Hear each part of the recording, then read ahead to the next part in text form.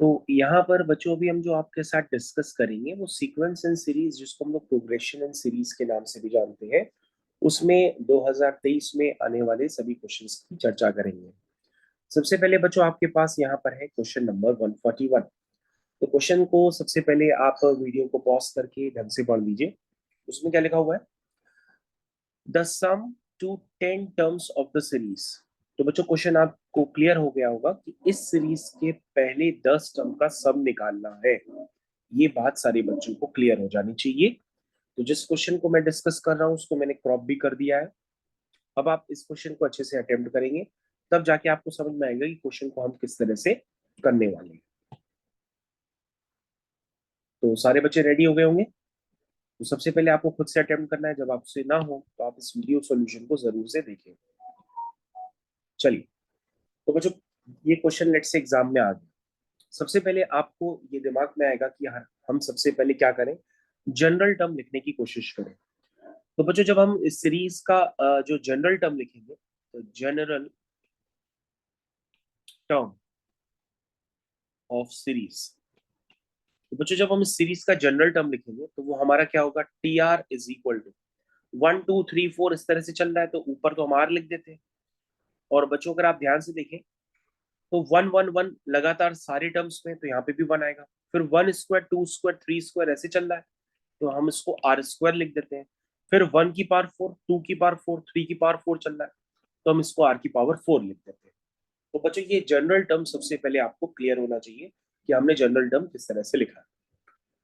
अब बच्चों डिनोमिनेटर को आते ही आपको डिनोमिनेटर में स्ट्राइक करना चाहिए कि यार इसके कहीं ना कहीं सबने फैक्टर बताए हैं। किसके? R की power 4 plus R square plus 1।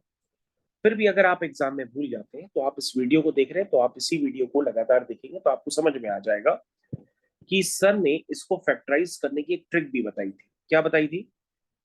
कि सबसे पहले आपने आर स्क्वायर को लिख दिया था 2R square minus R square. R square को आपने इस तरह से ब्रेक कर दिया ताकि ये क्या बन जाए, इतना वाला पार्ट बन जाए, आर स्क्वायर प्लस 1 का whole square minus R square. तो यहां तक क्लियर हुआ?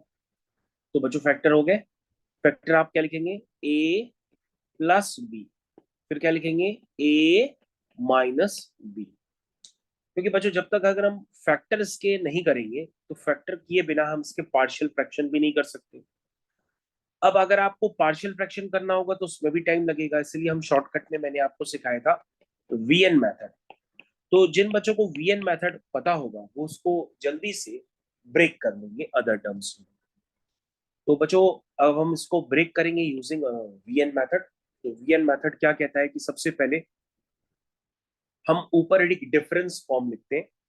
तो हम ऊपर एक डिफरेंस फॉर्म लिखना क्रिएट करेंगे। बड़ा टर्म ये है माइनस छोटा टर्म। तो बच्चों वीएन मेथड कुछ नहीं होता, वो तो हम एक एडजस्टमेंट कर देते हैं ताकि ये ब्रेक हो जाए किसी भी तरह से। तो बच्चों अगर आप ध्यान से देखें तो न्यूमरेटर में कुछ भी नहीं लिखा है।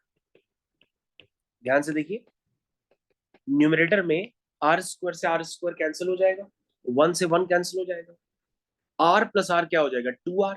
और बच्चों हमको ऊपर आर तो चाहिए ही था ना, लेकिन 2R आ रहा, तो एक्स्ट्रा टर्म कौन सा आ गया उसके साथ? 2। तो 2 से मैंने क्या कर दिया, इस एक्सप्रेशन को डिवाइड कर दिया। देखो हो गया। लेकिन अगर आप बच्चों ये ना करते, इसके आइडिया ना होता, तो आपको पूरा कंप्लीट पार्शियल फ्रैक्शन करना होता है, जिससे आपको क्वेश्चन करने में काफी समय लग जाता है। अब बच्चों हम क्या करेंगे, ध्यान से देखिए। हम इस क्वेश्चन को फर्दर आगे करने के लिए ब्रेक करते हैं। देखिए, जब हम ब्रेक करेंगे तो बच्चों, जिन बच्चों को क्वेश्चन में बहुत ज्यादा प्रॉब्लम है तो उनके लिए हम पूरे स्टेप्स भी लिख दे रहे हैं, ताकि आपको इन फ्यूचर अगर ये क्वेश्चन इस तरह का दोबारा भी आ जाए तो आप उसको कर लीजिएगा, ऐसा ना हो कर ही ना पाए। R square plus 1 plus R, R square plus 1 minus R. यहाँ बच्चों क्या है? R square plus 1 minus R, और यहाँ पे है R square plus 1 plus R. यहाँ पे क्या है? R square plus 1 minus R. ये बच्चों मैंने ब्रेक कर दिया। ब्रेक करने के बाद बच्चों जो कैंसिल वाले टर्म्स है तो वो आपको दिखाई दे रहे होंगे, तो आप उसको तुरंत कैंसिल कर दीजिए। ठीक है? तो ये बच्चों क्या बन गया? ये बन गया T R is equal to 1/2 times 1 upon R square plus 1 minus R, उसके बाद R square plus 1 plus R. तो बच्चों हमारा टारगेट क्या था? किसी भी तरह से सीरीज को डिफरेंस फॉर्म में क्रिएट कर दी। तो 100 बच्चों मैंने कर दिया। अब जो हमारे क्या चाहिए, हमारी टारगेट ये है कि हम इसमें शुरुआत के 10 टर्म का सम निकालें। यानी हमको चाहिए T1 plus T2 plus T3 up to T10। तो हम सबसे पहले बच्चों क्या करेंगे, हम T1 निकालेंगे। तो बच्चों जब हम T1 निकालेंगे तो डिनोमिनेटर में क्या बनेगा, डिनोमिनेटर में बनेगा 1 स्क्वायर प्लस 1 माइनस 1। और यहाँ क्या बनेगा, 1 स्क्वायर प्लस 1 प्लस 1। तो ओवरऑल बच्चों ये क्या बना है, अगर आप T1 लिखना चाहते हैं तो ये बना है 1 से 1 कैंसिल हो गया तो यहाँ 1 बचा, और 1 प्लस 1 प्लस 1 3 होगा, तो ये बचा। अब बच्चों अगर हम T2 लिखते हैं तो क्या बनेगा, तो हो जाएगा 2 स्क्वायर प्लस 1 माइनस 2। यहाँ बनेगा 2 स्क्वायर प्लस 1 प्लस 2। तो बच्चों ये कितना हो गया, 4, 4 प्लस 1 5, 5 माइनस 2 3, 4, 4 प्लस 1 5, 5 प्लस 2 7। यानी बच्चों ये कितना बन गया, ये बन गया आपका 1/3 माइनस 1/7। अब बच्चों जब आप T10 लिखोगे तो क्या बनेगा, वो बनेगा 10 square plus 1 minus 10, 10 square plus 1 plus 10। तो बच्चों कितना हो गया 100, 100 माइनस 10 कितना हुआ 90, और 90 प्लस 1 91। 100 प्लस 10 कितना हुआ 110 प्लस 1 111।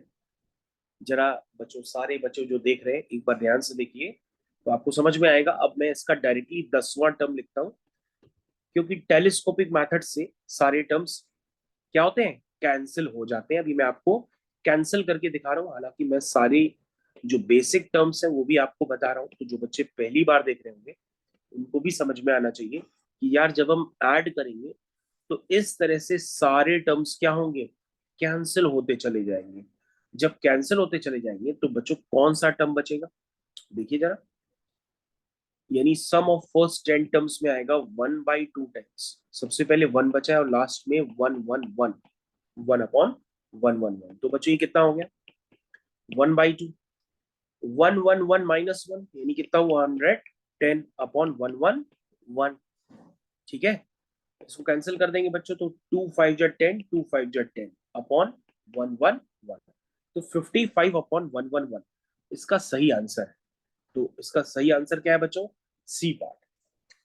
तो बच्चों ऐसे काफी सारे पैकेज में आपको क्वेश्चंस डिस्कस कराए थे मैंने। पैकेज का नाम था सीक्वेंस इन सीरीज, जिसको आप प्रोग्रेशन के नाम से पढ़ते हैं। उसमें एक्सरसाइज में क्वेश्चन भी था। तो ये एक्सरसाइज का जो क्वेश्चन है यही आपका सीधा सीधा किसमें था, जेईई मेंस 2023 में था।